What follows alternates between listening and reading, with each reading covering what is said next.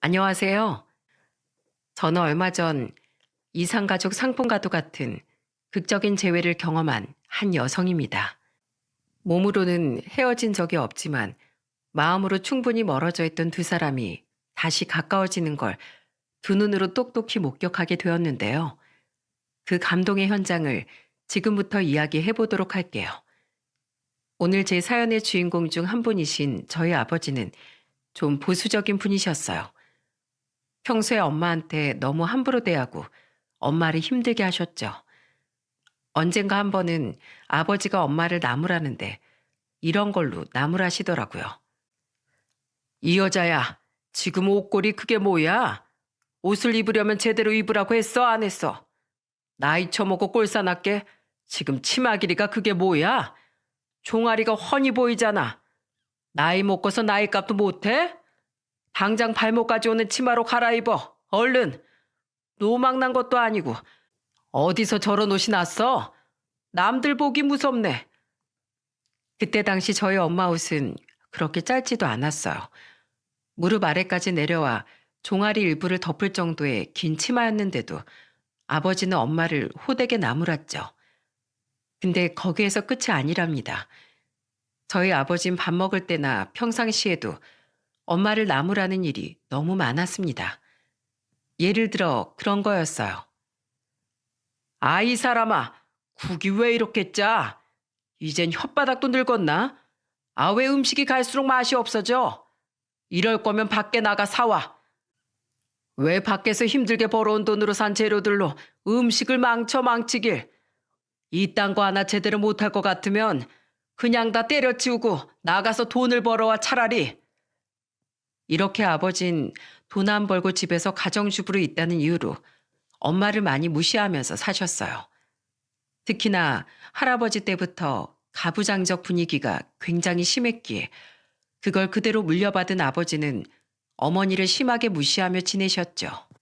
옛날에는 엄마가 무시받으면서 사는 건 줄 몰랐지만 점점 제가 나이를 먹고 철이 들어갈수록 우리 집 분위기가 다른 집들과는 다르다는 걸 금세 알 수 있었어요. 근데 엄마는 그렇게 아버지한테 당하면서도 이혼은 안 하더라고요. 그래서 어느 정도 제가 커서 엄마가 아빠한테 너무 무시를 받고 산다는 걸 느꼈을 때 물어봤었죠. 엄마, 엄마는 왜 아빠랑 같이 살아? 힘들지 않아? 난 엄마가 아빠한테 그렇게 당할 때마다 너무 화나고 아빠가 미워 죽겠는데 엄마는 안 그래? 나 이젠 커서 엄마 다 이해하니까 아빠랑 사는 게 너무 힘들면 이혼해. 난 엄마가 무시 안 받고 살았으면 좋겠어. 엄만 괜찮어. 엄마는 아빠를 알아. 말은 저렇게 못되게 해도 네 아빠 그렇게 나쁜 사람 아니야.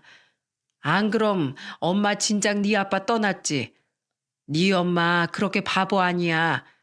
그러니까 너도 아빠 미워하지 마. 아빠가 너 예뻐하는 거 보면 모르겠어? 엄마는 이렇게 제가 아버지가 밉다는 말을 엄마 앞에서 할 때마다 아버지 편을 들었어요. 근데 아버지는 날이 가면 갈수록 엄마를 무시하는 강도가 세졌죠. 한 번은 엄마 앞에서 이런 말까지 하더라고요. 우리 딸은 날 닮아가지고 머리도 똑똑하고 직업도 약사고 부족한 게 뭐야 대체. 진짜 우리 딸은 어디다 내놔도 꿀릴 게 없지. 근데 자넨 뭐야? 가난한 농사꾼 딸로 살고 있던 양반을 이렇게 데리고 와서 호의호식하면서 살게 해줬으면 감지덕지하면서 살아야지. 자넨 뭐야? 허구한 날 음식도 말아먹고 집안 살림도 개판으로 하고. 아휴, 나도 그래도 열심히 해요. 당신이 까탈스러운 건 생각 안 하고 왜 나만 달달 볶아요? 에휴, 내 팔자야. 뭐? 팔자야? 이 사람이 내 마누라로 사는 게 복인지도 모르고. 아빠, 그만 좀 해요. 엄마한테 진짜 너무한 거 아니에요? 왜 이렇게 엄마한테 함부로 굴어? 나중에 엄마 이렇게 막대한 거 얼마나 후회하려고. 아빠 자꾸 그렇게 엄마 무시하고 그러면 나 아빠랑 말 안 해요? 나한테 대하는 거에 10분의 1만큼이라도 엄마한테 좀 잘 해봐요. 말도 다정하게 해주고 따뜻하게 좀 사랑스럽다 표현도 해주고. 아빠는 엄마 없으면 아무것도 못하면서 꼭 그렇게 엄마 무시하고 힘들게 해야겠어요? 아, 원래 남편은 하늘, 아내는 땅. 자고로 부부란 그런 거야. 뭐?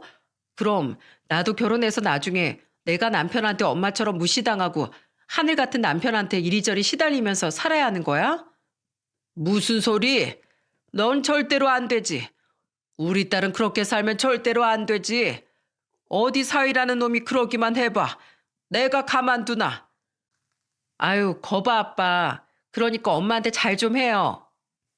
아, 몰라. 난 모르겠고. 어쨌든 넌 절대로 그렇게 살면 안 되지. 너 혹여라도 나중에 사윗감 데리고 오면 아주 잘 데리고 와라. 어? 제대로 된 놈으로다가 데리고 오라고. 안 그럼 내가 가만히 안 둘 거야. 아버지는 이렇게 저에 대한 사랑만큼은 끔찍하신 분이셨어요. 그리고 그 뒤로 얼마 안 되어 저는 소개팅을 통해 연애를 하게 되었고 그 사람과 결혼까지 생각하게 되었죠. 저는 아빠에 대한 영향 때문인지 늘 이상형이 한결같았어요. 우리 아빠와는 정반대인 사람, 언제나 다정하고 따뜻하고 예쁜 말을 해주는 사람이 제 이상형이었습니다. 근데 남편이 정말 딱 그런 사람이었어요. 남편은 당시 중소기업을 운영하시는 시댁에서 태어나 부자로 잘 살았던 사람이었죠. 회사 대표 아들이라 부자로 넉넉하게 살았음에도 불구하고 사람이 되게 겸손하고 검소하면서 주변을 돌아볼 줄 아는 따뜻한 사람이었어요. 그래서 저는 돈보다도 그 사람의 됨됨이가 좋아서 만나게 되었죠. 연애를 하면서도 이 사람은 끊임없이 저한테 다정다감한 사람이었어요. 그래서 결혼을 결심하게 되어 부모님께도 말씀드렸죠. 근데 저희 아버지는 다른 것 다 배제하고 딱 하나만 물어보시더라고요. 그 놈은 뭐 하는 사람이냐? 아, 중소기업 다니고 있어요. 거기다 그 사람 아버지 회사인데 아버지 회사 다니면서 일 배우고 경영 배우고 있어요. 지금 그 회사 이어받으려고 하고 있나 봐. 그래? 그럼 능력적으로 되겠구만. 합격이다. 데리고 와라. 하루라도 빨리 데리고 와서 인사시켜. 우리 사위 얼굴 좀 보자. 아버지는 이 사람이 어떤 사람인지, 성격은 어떤지, 가족은 몇 명 있는지, 형제는 몇 명이나 있는지, 부모님은 다 살아 계시는지 등등 그 어떤 것도 물어보지 않으시고 그냥 딱 회사 대표 아들이라는 거 하나만 듣고 결혼을 허락하셨어요. 그리고는 남편이 인사를 오자마자 정말 기빈 모시듯 극진히 대접을 하셨죠. 심지어 아버지는 남편을 처음 만나던 날 오골개집에서 만났었는데 손으로 직접 살까지 발라주기까지 하더라고요. 아이고, 우리 사위. 아주 그냥 보기만 해도 듬직한 게 든든하구만. 우리 집안에 복덩이가 굴러들어왔어. 자, 이거 많이 먹고 더 힘내게. 아주 그냥 보기만 해도 기분이 좋구만, 우리 사위. 아버지는 처음 보는 남편에게 사위사위거리며 엄청 살갑게 대하셨습니다. 그만큼 아버지는 돈에 있어서는 완전히 철저하고 돈밖에 모르는 분이셨죠. 항상 아버지의 사상 속에는 남편은 하늘, 아내는 땅이라는 것과 돈이 없는 것들은 돈이 없는 것들끼리 어울려야 한다는 고지식한 사상을 가지고 계셨어요. 그래서 매일 저한테 말씀을 하실 때도 늘 하던 말이 있으셨죠. 딸아, 자고로 사람이란 말이야. 돈이 없는 것들은 없는 것들끼리, 그리고 있는 것들은 있는 것들끼리 만나야 하는 법이야. 없는 것들은 그 사람들끼리 만나야 또 겨우겨우 같이 살아가지만 부자끼리 만나면 있지. 그 집안은 더 부자가 되는 거야. 그러니까 넌 내가 있으니까 꼭 부자 만나라. 응? 알았지? 라고 말씀을 하셨어요. 저는 그 말에 동의할 수가 없어서 늘 그냥 한 귀로 듣고 한 귀로 흘렸었는데 정말로 의도치 않게 결혼할 상대자가 부자가 되다 보니까 신기하긴 하던 거 있죠. 근데 저는 다시 한번 말씀드리지만 저는 남편의 배경이 좋은 게 아니라 사람 됨됨이가 좋았습니다.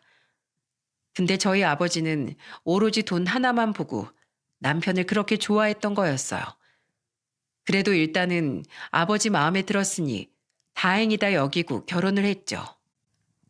근데 저는 결혼하고 나서 결혼 초기에 얼마나 남편한테 좋은 모습만 보여주고 싶겠어요.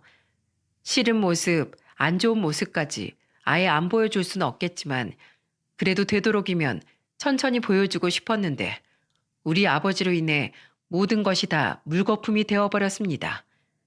한 번은 명절이었는데 시댁에 먼저 갔다가 친정에는 그 뒤에 가는 바람에 엄마가 명절 음식을 혼자서 싹 다 해놓으셨을 때였어요. 한 상을 차려놓고 이제 막 맛있게 먹기 시작했는데 순간 저희는 책상을 탁 내리치는 소리에 깜짝 놀라야 했죠. 그건 바로 아버지가 들고 있던 젓가락을 식탁에 탁 던져버렸기 때문이었어요. 왜 그런가 했더니 전이 입맛에 안 맞았는지 갑자기 전을 한 모금 먹더니 젓가락을 내팽개쳐 버리더라고요. 아, 이걸 지금 전이라고 해놓은 거야? 이게 지금 소금에 기름에 완전 개반찬이지? 이게 사람 반찬이야? 어? 이딴 걸 먹으라고 해놓은 거냐고? 에이, 퇴퇴! 아버지 갑작스런 발작에 식탁에 있던 모두가 다 깜짝 놀라고 말았어요. 그리고 그 모습을 본 우리 남편은 더 깜짝 놀라고 말았죠. 왜냐하면 남편은 아버지의 이런 모습을 처음 봤거든요. 그동안은 아버지가 남편을 워낙에 예뻐하고 좋아했기 때문에 남편만 보면 그저 사이사랑에 젖어서는 엄마를 무시할 틈이 없었어요. 남편은 항상 우리 사위 어찌 이렇게 바라만 봐도 든든할꼬 하는 말만 들어왔어서 아버지의 이런 모습은 처음 보는 거였죠. 근데 남편은 거기에서 놀라는 것으로 끝나지 않았습니다. 왜냐하면 남편은 전형적으로 강강약약의 성격을 가지고 있었거든요. 그래서 약한 엄마를 함부로 대하는 아버지에게 당당하게 한마디 하는 게 아니겠어요? 장인어른, 저는 전 맛있는 것 같은데 어디가 마음에 안 드시는 거예요? 지금 간도 딱 맞고 기름도 잘 빠져 있는 게 하나도 안 느끼하고 너무 맛있는데요. 장모님, 저는 맛있습니다. 우리 장모님은 요리 솜씨가 그냥 보통이 아니신 것 같은데요. 어떻게 하나같이 차려주신 음식이 다 맛있어요? 남편이 이렇게 말을 하니까 아버지가 매우 뻘쭘하신 듯 했어요. 그리고 엄마는 사위 앞에서 무시당하는 모습을 보인 것이 많이 자존심 상했는지 밖으로 나가서는 우시더라고요. 그 모습이 얼마나 또 저는 마음이 아픈지 제가 따라 나가서 달래드리려고 했다가 금세 감동을 받게 되었답니다. 왜냐하면 말없이 나가서 우는 저희 엄마를 남편이 달래주었거든요. 남편은 저한테도 따뜻한 사람인 만큼 저희 엄마한테도 똑같이 해주었어요. 그리고 그날 아버지는 뻘쭘해서 거실에서 TV만 보고 계시는데 나중에 남편이 나가서 슬쩍 이야기를 하더라고요. 그걸 보면서 저는 역시나 남편은 따뜻한 강강약약 성향을 가진 사람이라는 걸 또 한 번 느낄 수 있었죠. 장인어른, 장모님이 많이 힘드신 것 같아요. 장모님께 조금만 따뜻하게 대해주시면 안 되시는 건가요? 오늘 처음 본 저도 마음이 아픈데 세진이는 얼마나 더 마음이 아프겠어요? 마음이 아프긴 뭘. 어차피 자네 장모는 평생을 그렇게 살았어. 자고로 여자는 남편을 떠받들고 살아야 하는 법이야. 뭘 이 정도 가지고 마음이 아파. 장인어른, 그런 게 어디 있습니까? 그럼 세진이가 절 하늘처럼 떠받들고 저한테 무시당하고 살아도 아무런 상관이 없으세요? 뭐? 아, 우리 딸은 그렇게 살면 안 되지. 그리고 자네가 우리 딸한테 얼마나 잘하는지 내가 다 아는데 지금처럼 자넨 내 딸 아껴주고 예뻐해주게나. 내 딸은 어디 가서도 항상 예쁨 받고 사랑받아야 돼. 당연히 전 세진이를 예뻐하고 사랑해 줄 거지만 그건 세진이만 그런 게 아니라 장모님도 마찬가지예요. 장모님도 충분히 사랑받고 사실 자격이 있으신데 왜 자꾸 장인어른을 함부로 대하세요? 그걸 보는 저희 마음이 너무 안 좋습니다. 장모님도 힘드실 거고요. 아, 됐어. 저 사람은 이미 다 적응했네. 그리고 아무렇지도 않아 하니까 자네는 걱정하지 말게. 남편의 정중한 이야기에도 아버지는 그 고집을 굽히지 않으셨어요. 그래서 그 뒤부터 남편은 저희 아버지 대신에 엄마에게 굉장히 잘하기 시작했죠. 장모님, 이것 좀 보세요. 이거 목도리랑 장갑이에요. 올겨울이 유난히 춥대요. 벌써부터 한파주의보 뜨는 거 보셨죠? 그러니까 올해는 꼭 까먹지 말고 외출하실 땐 제가 사드린 목도리랑 장갑 끼세요. 이거 비싼 거라 밖에 하고 나가면 하나도 안 추우실 거예요. 아유, 뭘 이런 걸 다 샀어. 자네랑 세진이나 사서 쓰지. 이거 세진이 사주면서 장모님도 같이 생각나서 산 거니까 걱정하지 마세요. 아유, 그래, 그래. 우리 사이밖에 없네. 우리 사이가 최고네. 남편은 이렇게 엄마에게 지극정성으로 잘했답니다. 그것뿐만 아니라 저희 엄마 모시고서 꽃구경도 가지고 여기저기 바람을 쐬러도 자주 다니고 그랬어요. 사위인데도 불구하고 밖에 나가면 꼭 저희 엄마 손을 잡고 다니니까 다른 사람들이 아들 잘 키웠다는 소리까지 들을 정도니 얼마나 잘하는 거겠어요. 근데 그걸 보면서 저는 한 번도 셈이 난다거나 언짢은 적이 없었습니다. 오히려 남편에게 너무 고맙더라고요.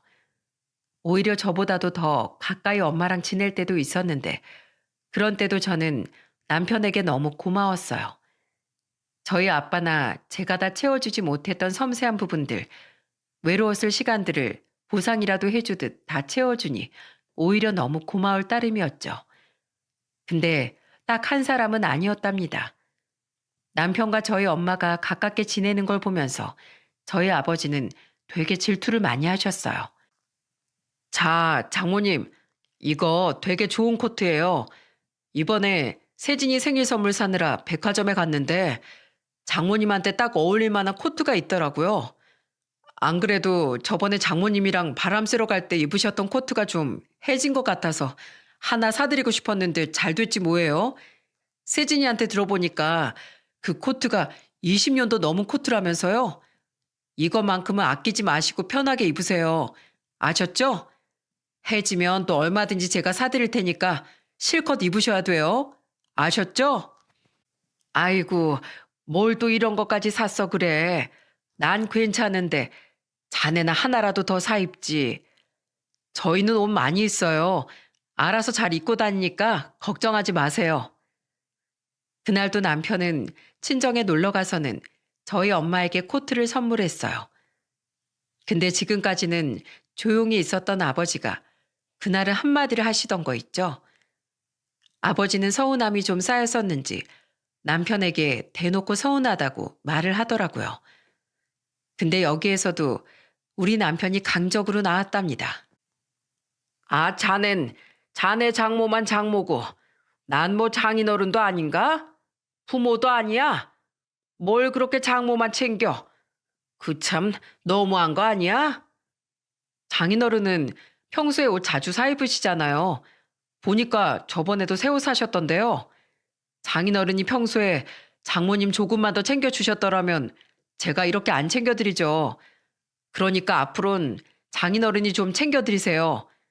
장인어른 옷 사실 때 장모님 옷도 하나 사시고 장인어른 맛있는 거 드실 땐 장모님도 같이 모시고 가셔서 드시고요. 그게 부부잖아요. 아, 몰라. 관두게, 관둬. 아버지는 괜히 또 민망한지 헛기침만 하시고는 안방으로 들어가 버리셨어요. 남편은 저희를 보면서 씩 웃더니 승리의 V자를 하던 거 있죠. 그 모습을 보면서 엄마와 저는 얼마나 웃었는지 모른답니다. 근데 우리 남편이 그렇게 싹수가 없고 매정한 사람이 아니에요. 남편은 바로 다음 날에 백화점에 가서 아버지에게 드릴 두텁고 가벼운 비싼 패딩을 하나 사와서 선물해드렸죠. 그랬더니 우리 아버지 입이 귀에 걸릴 듯 환해져서는 온 동네방네 또 그걸 자랑하면서 다니셨답니다. 남편은 그렇게 저희 아버지를 조련을 잘 했습니다. 그 모습을 보면서 저는 남편이 참 대단하다 싶었죠. 그렇게 결혼 생활을 재밌게 하면서 저희는 7년을 보냈습니다. 그 사이 아들은 둘이나 낳았어요. 저희 친정이나 시댁에서는 우리 아들 둘 손주들을 보면서 매우 즐거워하셨어요. 근데 한창 행복한 시간을 보내고 있을 때 우리 가족들에게 절망적인 사건이 벌어지고 말았습니다. 그건 바로 친정 엄마에게 암이 발병된 거였죠. 그때부터 우리 친정 쪽은 비상에 걸리기 시작했어요. 특히나 아버지는 엄마가 평생 아버지 옆에 있을 줄 알았는지 갑작스런 엄마의 암 발병 소식을 듣고 엄청난 충격에 빠진 듯 했죠.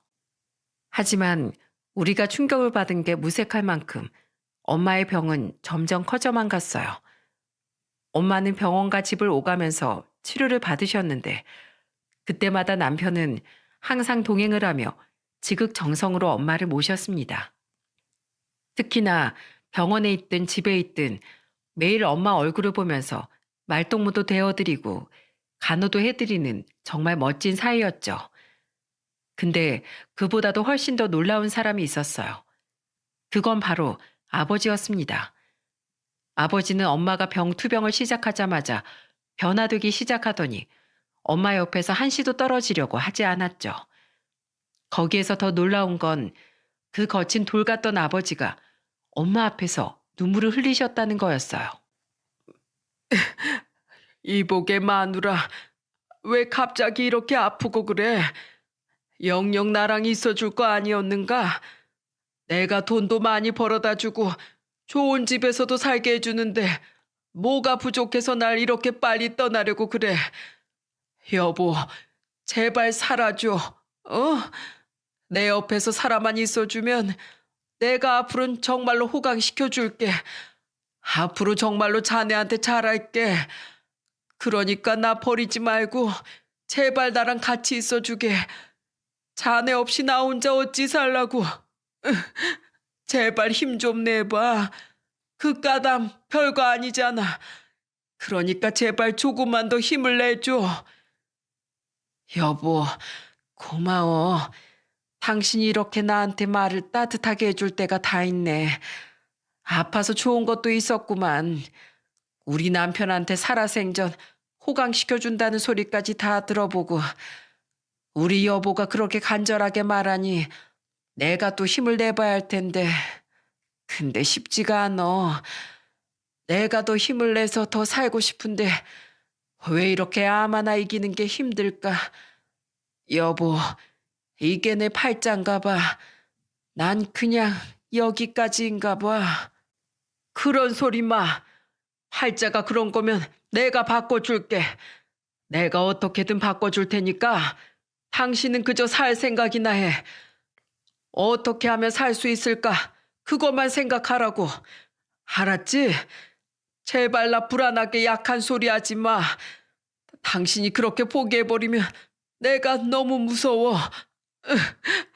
여보, 제발 살아줘. 제발. 아버지는 결국에는 엄마 앞에서 아이처럼 엉엉 울면서 떼쓰듯 우셨어요. 저희는 그 모습을 보면서 옆에서 눈물을 훔칠 수밖에 없었죠. 그리고 더 놀라운 건 엄마가 아프기 시작하면서부터 아버지는 180도 바뀌어서 날이면 날마다 엄마 손을 잡고 산책을 한다든지 손에 물 하나 까딱하지 못하게 하면서 손톱 발톱까지 깎아주는 등 진짜 공주의 상점 모시듯이 모시던 거 있죠. 그걸 보면서 저랑 남편은 진짜 엄청나게 놀라웠어요. 두 분이서 사진도 얼마나 많이 찍고 추억도 평생 살면서 쌓은 것보다도 많이 쌓으면서 행복한 시간을 보내셨죠. 하지만 엄마는 그 행복한 시간들을 보내면서도 끝내는 1년 3개월을 넘기지 못하고 돌아가시고 말았습니다. 그때는 정말 아빠가 꺽꺽거리며 땅을 치며 얼마나 울었는지 모릅니다. 왜 내 마누라야? 왜 내 마누라 데리고 가냔 말이야?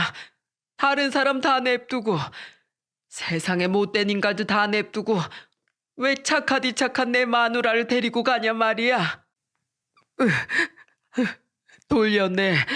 내 마누라 돌렸네. 난 절대로 못 보내. 이대로는 못 보내. 아버지는 땅을 치며 오열을 하셨고 얼마나 통탄스러워 하시는지 저희조차도 아버지를 건들 수가 없었어요.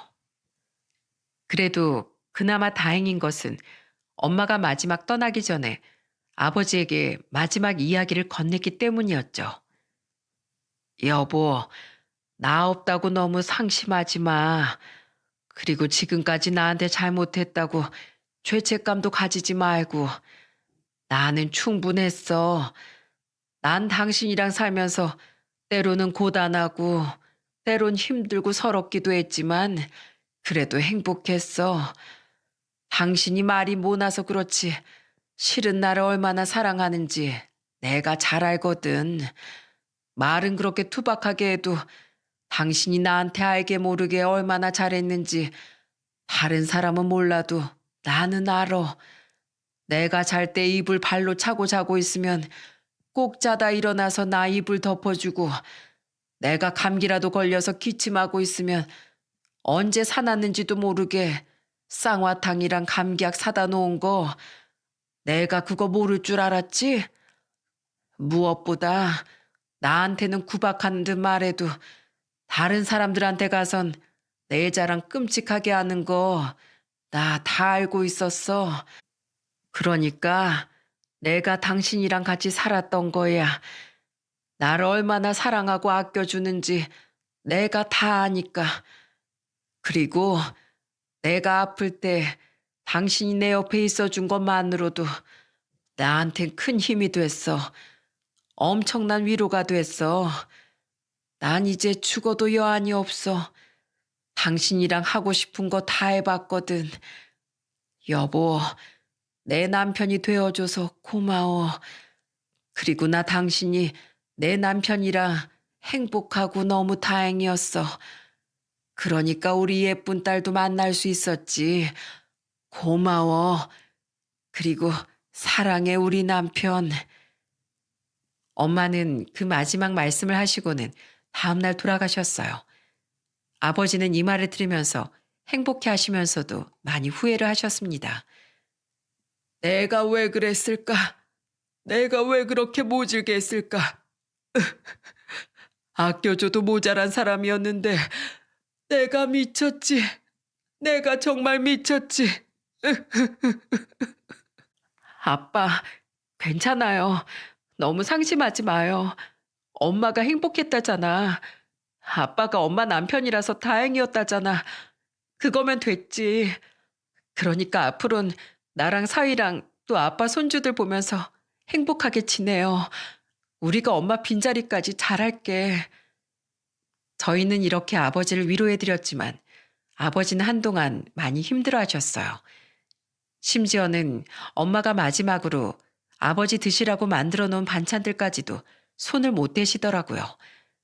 이러다간 상하게 생겨서서 저랑 남편이 열심히 챙겨드린 덕분에 그 음식들을 하나도 버리지 않고 다 먹을 수 있었죠. 그 뒤로도 아버지가 외롭거나 힘들지 않게 저희가 부단히 노력을 했어요. 다행히도 그 노력 덕분에 쿨을 털고 잘 일어날 수 있었죠. 그렇게 엄마 없는 허전한 생활이었지만 나름 적응을 잘해서 4년의 시간을 잘 보낼 수 있었답니다. 하지만 얼마 못 가 우리 가족에게 두 번째 불행이 찾아오게 되었어요. 그때는 저희가 결혼한 지 11년 차가 되었을 때였죠. 시아버지와 남편이 잘 운영하고 있던 회사가 갑자기 부도가 나버리게 되는 큰 불행이었습니다. 세계적인 경기 침체에 아버지 회사도 데미지가 커서 자금 조달을 하지 못해 결국엔 완전히 무너지고 말았죠.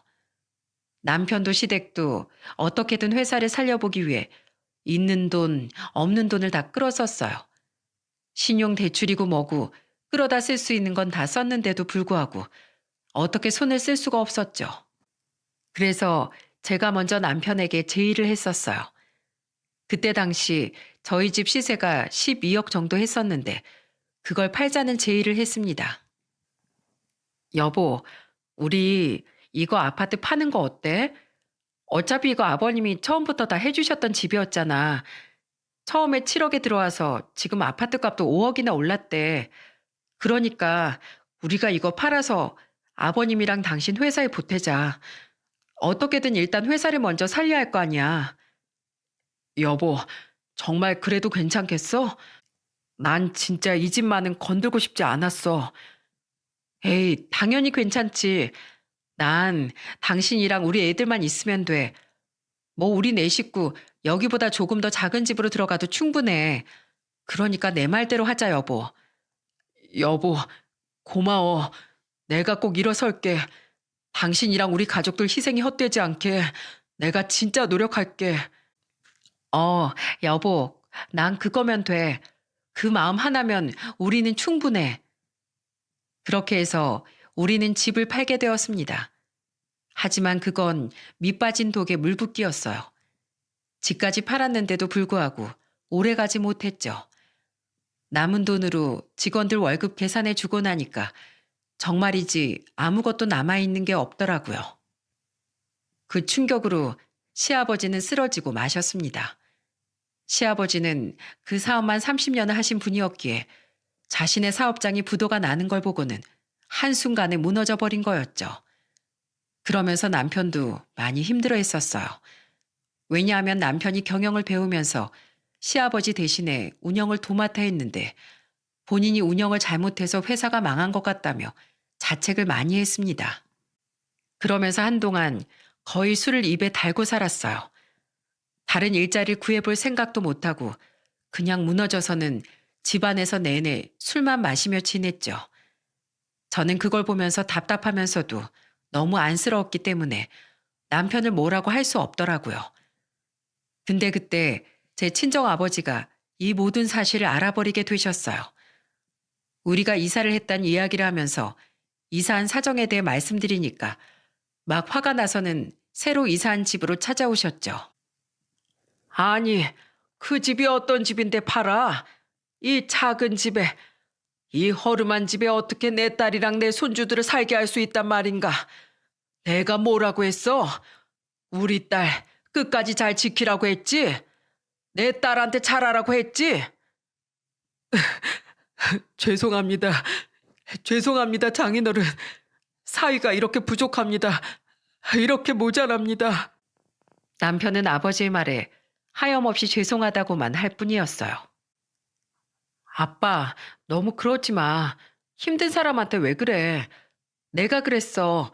내가 먼저 그 집 팔자고 했다고. 그 집이라도 팔아서 우리 이 집으로 이사 올 수 있었던 거야. 그러니까 아빠 사위한테 너무 그러지 마. 웃기지 말어. 가장이잖아. 내 사위가 아니라 니네 집 가장이야. 근데 저렇게 못난 꼴을 하고 있어? 당장이라도 나가서 돈 벌지 못할 망정. 뭘 잘했다고 저렇게 술 먹고 누워있어? 못난 놈 같으니라고. 난 자네가 이렇게 못난 사람인 줄 몰랐네. 이렇게 자기 가족 쉽게 포기하는 인간인 줄 알았으면 내 딸이랑 결혼도 안 시켰어. 알어? 이게 뭐야? 이 허름한 집에 장판은 다 뜯어져 있고 싱크대는 또 뭐야? 아이고, 이 화장실 꼬라지 좀 봐라. 못났다 못났어. 우리는 최대한 보증금을 줄여서 집에 들어갔었기 때문에 집이 좀 허름하긴 했어요. 근데 그때 아버지 말을 가만히 듣고 있던 남편이 더는 못 듣겠는지 반항을 하더라고요. 그래요. 알겠습니다. 이혼할게요. 이혼한다고요. 이번 달까지 이혼하겠습니다. 아니, 당장이라도 할게요. 나도 내 자신이 싫어요. 끔찍해요. 어차피 나도 우리 아내나 자식들 얼굴 보기가 힘들었습니다. 부끄럽고 싫었어요. 그러니 이혼하겠습니다. 이렇게 살 바에야 차라리 저도 이혼하고 싶어요. 남편은 발악을 하듯 아버지에게 막 대들었죠. 근데 그 말을 듣던 저희 아버지가 한숨을 푹 쉬더니 또 대답을 해주시더라고요. 이보게, 왜 이렇게 사람이 못났어? 실패를 두려워하고 좌절하는 사람, 난 사위로 받아주고 싶지 않네. 이 각박한 세상이 얼마나 살기가 힘든데 이럴 때일수록 정신 차리고 일어설 생각을 해야지. 어째 그렇게 누워만 있어? 여기에서 성공하는 사람, 실패하는 사람의 차이가 나는 거야. 그래도 포기하고 싶으면 자네 하고 싶은 대로 하게. 이혼하게. 나도 우리 딸 포기한다는 사람 사위로 더 인정하고 싶지 않아. 이혼해. 알았어요. 알겠습니다. 이혼하겠습니다. 저는 이 둘의 싸움에 정말 미쳐버리는 줄 알았습니다. 근데 심지어 남편은 여기에서 진짜로 이혼을 하자고 하더군요. 진짜 답답해서 혼났습니다. 왜 이렇게 우리에게 불행이 닥쳐버린 건지 이해할 수가 없었죠. 근데 저희 아버지는 말만 그랬지 뒤에서는 남편 생각을 많이 했어요. 그렇게 저희 집에 와서 화를 내고 돌아가시는 길에 저한테는 몰래 500만 원을 손에 쥐어주셨죠. 자, 이거 500만 원이야. 일단은 이걸로 생활비 필요한데 보탰어. 애들한테 필요한 것도 있을 거고 너도 써야 할 게 있을 거 아니야. 물론 너도 지금 돈은 벌고 있지만 그래도 가지고 있다가 급할 때 써. 그리고 박서방 구두라도 하나 더 사주고 앞으로 면접이라도 보려면 구두는 좋은 거 신고 가야 할 거 아니야. 그러니까 백화점 가서 좋은 걸로 하나 사다 줘. 그리고 옆에서 많이 지켜주고 지금 많이 힘들 거야. 가장이라는 게 그래. 잘 버티다가도 이렇게 무너질 때가 있는 거니까 그럴 때일수록 옆에 잘 있어줘라. 저희 아버지는 사실 이런 분이셨어요. 말은 좀 모나게 해도 뒤에서는 따뜻한 분이셨죠. 그날 그렇게 남편과 아버지가 싸우고 나서 다음 날이 되었어요. 남편은 그때 술에 완전히 취해 있었기에 남편이 좀 정신이 들었다 싶었을 때 물었죠. 당신 어제 우리 아버지한테 뭐라고 했는지 기억나? 기억나. 이혼하겠다고 말씀드렸지. 기억해? 당신 정말로 나랑 이혼할 거야? 이대로 무너질 거야? 당신 나랑 우리 애들 없어도 살 수 있어? 아니, 못 살 것 같아. 근데 어떻게 장인어른이 나같이 못난 사인 필요 없다고 하시는데. 근데 내가 여기서 뭘 더 어떻게 해야 돼? 어떻게 해야 되냐고. 당신 집안은 돈도 많은데 이제 우리 집은 다 무너졌어. 이제는 수준 차이가 너무 난다고. 근데 내가 여기에서 뭘 더 어떻게 할 수 있겠어? 장인어른은 돈 많은 사이를 원하시는 거잖아. 나 장인어른이 너무 미워. 너무 밉다고. 어떻게 나한테 한마디라도 힘내라는 소리 안 해주실 수가 있어? 나도 이제 그런 장인어른 필요 없어. 여보, 그거 다 오해야. 아빠가 당신을 얼마나 생각하는데. 아니, 날 진짜로 생각하신다면 그럴 수 없어. 이젠 다 지긋지긋해. 이혼해 그냥. 우리 깔끔하게 여기에서 헤어지자.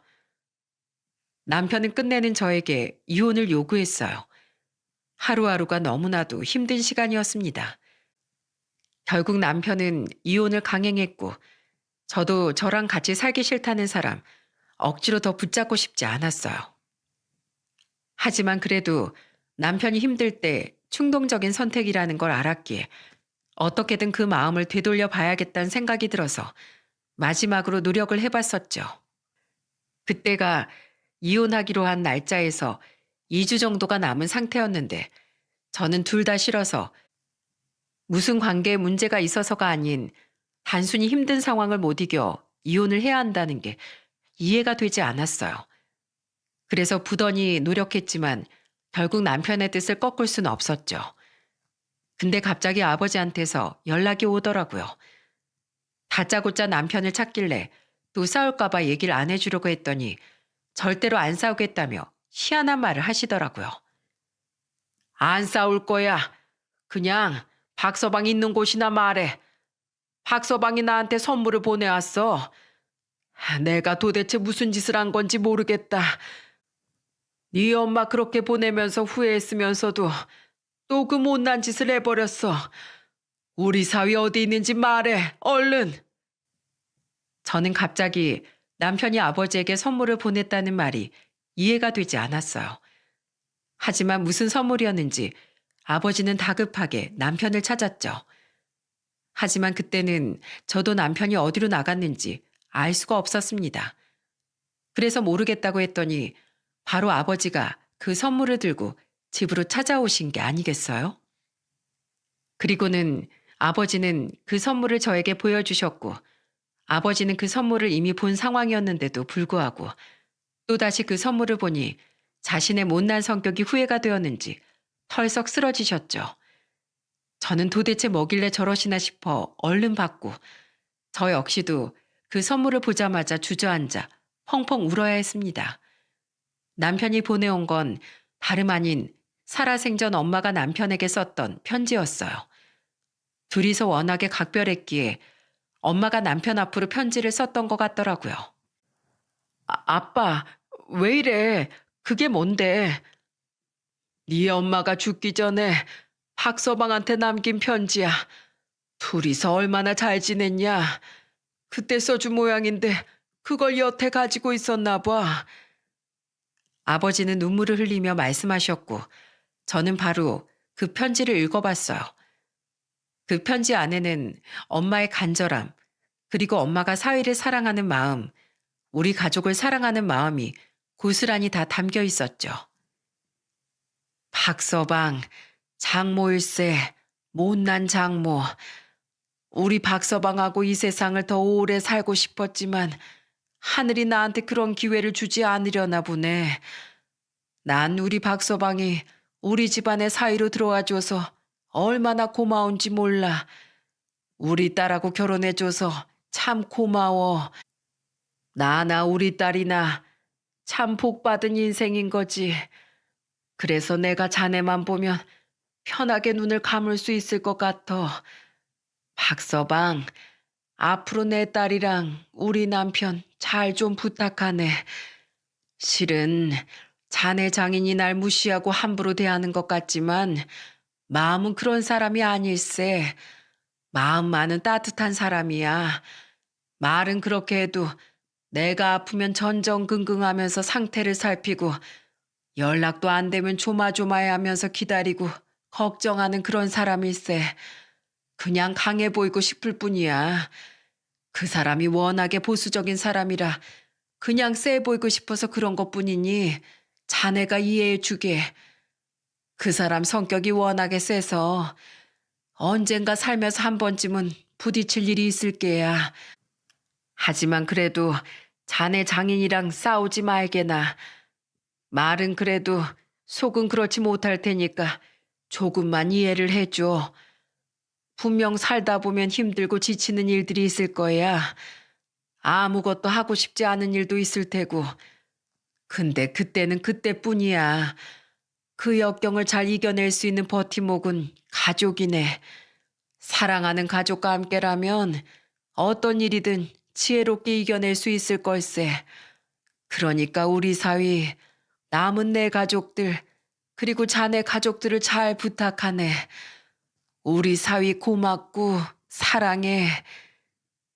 여기까지 보고 저는 눈물을 펑펑 쏟았습니다. 아버지 역시도 이미 다 읽으신 내용이었는지 눈물을 흘리시더라고요. 하지만 남편의 선물은 거기에서 끝이 아니었습니다. 진짜 선물은 따로 있었죠. 그건 바로 남편이 우리 아버지에게 보내는 선물이었어요. 엄마의 편지 말고 다른 한 켠에는 USB가 있었고 그걸 볼 줄 몰랐던 아버지는 제가 그걸 틀어드리자마자 더 큰 오열을 해야 했습니다. 왜냐하면 그 USB 안에 있던 건 다름 아닌 남편이 아버지에게 보내는 영상 편지였거든요. 장인어른, 저 못난 사위 박서방입니다. 장인어른께서 절 그렇게 예뻐하시고 친자식처럼 대해주셨는데 제가 참 못난 모습 많이 보여드려 죄송합니다. 장인어른, 살아생전 장모님과 제가 얼마나 각별하게 지냈는지 장인어른께서 더 잘 아시죠? 저에게 장모님은 친어머니와 같은 분이셨어요. 그래서 장모님께서 저에게 부탁하신 걸 꼭 지켜드리고 싶었는데 이렇게 어느새 그 다짐을 다 까먹고 어리석은 모습을 보여드렸네요. 장인어른, 제가 잘못했습니다. 제가 다시 잘해볼게요. 그러니 저에게 한 번만 더 기회를 주실 수 있으신가요? 저 여전히 세진이 사랑합니다. 헤어지고 싶지 않아요. 하지만 못난 저로 인해 세진이와 우리 자식들이 고통받는 걸 보고 싶지가 않았어요. 근데 저 다시 일어나 보려고 합니다. 다시 용기를 내보려고 합니다. 저 앞으로도 계속해서 장인어른 사이로 살고 싶어요. 허락해 주세요. 앞으로는 더 믿음직스러운 모습 보여드리겠습니다.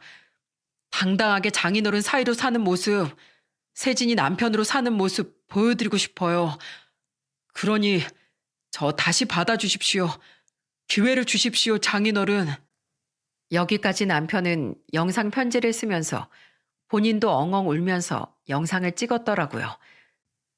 그 덕에 남편의 진심을 더 생생하게 볼 수 있었죠. 저와 아버지는 그 영상을 몇 번이고 돌려보면서 눈물을 짓고 있었고 말도 없이 나간 남편이 들어올 때까지 기다리고 있었어요. 그때 남편이 한참 뒤에야 들어왔고 집안에 아버지가 있을 거라고 예상 못했던 남편은 아버지를 보자마자 무릎을 꿇었어요. 장인어른, 여기까지는 어떻게 오셨어요? 제 편지 보신 겁니까? 장인어른, 제가 잘못했습니다. 제가 미련했어요. 한 번만 더 기회를 주세요. 그동안 못난 모습 보여드렸지만 앞으로는 다시 든든한 모습만 보여드리겠습니다. 남편은 속사포처럼 아버지 앞에서 말을 하며 거의 빌다시피 했어요. 근데 그 뒤로 남편은 놀란 표정으로 굳어야 했죠. 왜냐하면 아버지가 달려가다시피 해서 남편을 꼭 안아주었거든요. 그러면서 더 감동스러운 말씀을 해주셨습니다. 희복에 그게 말이 되는 소린가? 내가 오히려 자네한테 용서를 빌어야지. 자네가 나한테 어떻게 했는데, 나한테 어떤 사이였는데. 미안하네. 내가 미안해. 내가 또 어리석은 짓을 해버렸어. 마누라를 그렇게 아프게 하면서 보내놓고 또 이젠 사위까지 잃을 뻔했어. 그러니 내가 미련한 거지. 이보게, 나에게 기회를 주게. 내가 자네 장인으로 있을 수 있도록 기회를 줘. 장인어른, 당연하죠. 저도 계속 장인어른 사이로 있고 싶습니다. 감사합니다. 장인어른, 정말 감사합니다. 고맙네, 내 사위. 내 예쁜 사위. 둘은 그렇게 극적으로 화해를 하며 서로를 한참이나 부둥켜 안고 있었어요. 저는 그 모습을 아직도 잊을 수가 없습니다. 왜냐하면 제 인생에서 가장 아름다운 모습이었거든요. 그리고 가장 행복한 순간이기도 했고요. 우리 애들도 그 모습을 보더니 아빠, 할아버지 하면서 달려가 같이 안아주는데 얼마나 보기 좋았는지 모릅니다. 정말이지 이산가족 상봉이 따로 없었죠. 그 뒤로 저희 남편은 정신을 차려서 새 인생을 살기 위해 노력을 많이 했어요. 물론 쉽진 않았습니다. 근데 그때 우리 아버지가 옆에서 물심양면으로 도와주셨어요. 아버지가 운영하는 주차장에서 주차관리 요원으로 일을 한참 하게 해주셨죠. 어느 정도 시간이 지나면 다시 남편이 전공을 살려 사업을 할 수 있도록 도와주겠다고 약속하신 후에 밑바닥부터 다시 시작해보라고 하셨기 때문이었습니다. 그리고 지금은 1년이 지나고 다시 남편은 사업을 시작해서 너무나 잘 운영하고 있어요. 아버지가 남편 사업을 밀어주고 있으면서 든든한 후원자 역할을 해주고 있죠. 워낙 남편이 시아버지를 닮아서 사업수와는 있었기에 시아버지 회사를 운영할 당시 쌓았던 인맥이 다시 붙으면서 남편도 잘 성장해 가고 있어요. 그 덕에 쓰러졌던 시아버지도 다시 건강을 회복하셔서 지금은 시어머니와 함께 노년을 편하게 보내고 계시는 중이랍니다. 원래는 사업을 다시 해보려고 하셨지만 이제는 지쳐서 편하게 살고 싶다고 하시더군요. 그래도 또 시아버지 인맥까지 남편에게 밀어주고 계셔서 남편은 나름 안정적으로 잘 성장해 나가고 있는 중이랍니다. 이제 금방 일어서는 일만 남아있는 남편을 보면서 저도 큰 행복을 느끼고 있네요. 여러분, 행복은 멀리 있는 게 아니라고 하죠? 저는 제 행복을 우리 가족에게서 찾고 있어요. 남편이 일적으로 성공하든 못하든 그건 저에게 중요하지 않아요. 그저 남편이 우리 가족을 위해 성실히 살아가만 준다면 그게 저에게는 가장 큰 행복이 되는 것 같네요. 그리고 남편은 정말로 저와 우리 가족을 지키겠다는 엄마와의 약속을 지키기 위해서 아버지와 합가를 해서 같이 살고 있는 중이에요. 아버지도 혼자 살면서 많이 외로우셨는지 저희가 같이 살자고 하니까 바로 좋다고 하시더라고요. 덕분에 지금은 5식구가 오순도순 잘 살고 있어요. 남편과 아버지는 매일 둘이서 같이 밤마다 약주라거나 TV를 보면서 아들과 아빠처럼 편안하게 잘 지내고 있습니다. 거기에 우리 아들들까지 같이 하니 제가 너무나 든든하더라고요. 물론 저 혼자 여자인지라 가끔은 소외감을 느낄 때도 있지만 우리 집 남자 4명 덕에 웃을 날이 더 많으니 이 정도면 저 혼자 여자여도 아무 상관없는 것 같아요. 여러분, 여러분도 부디 고난과 역경이 찾아왔을 때 끝까지 가족만은 포기하지 않으셨으면 좋겠어요. 누구보다도 가족은 소중한 거니까요. 그럼 부디 우리 가족들이 앞으로도 끝까지 행복하게 지낼 수 있도록 응원해 주시고 여러분도 여러분의 가정을 끝까지 지키며 날마다 행복한 일들만 있으시기를 제가 응원하며 기도하겠습니다. 감사합니다.